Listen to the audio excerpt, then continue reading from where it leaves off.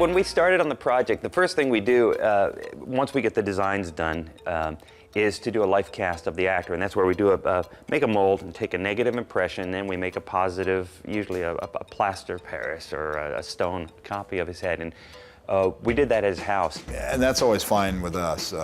There is a certain amount of schlepping of materials that we have to do, but if you can do it at someone's home, it's a little more comfortable for them because it's a weird process. We packed up all of our material, and it's not a clean process, it's a messy process, and we explained it that it was. And Tim Allen back then wasn't really listening to us.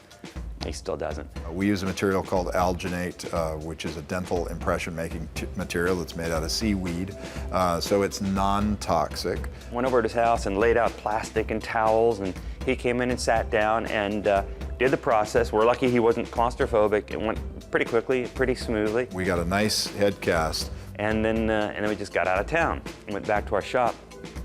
With the negative mold, made a hard stone copy, put it up on the shelf, went back to doing the design work, and probably about a week or two after that was the big, well, a big earthquake, not the big one, because we're still here. The Northridge earthquake struck, and we are literally, we were about 1.5 miles from the epicenter in our workshop in Chatsworth, and that thing fell off. It was falling over on the back of the head. We came in the morning, and Tim Allen's head was lying shattered on the ground.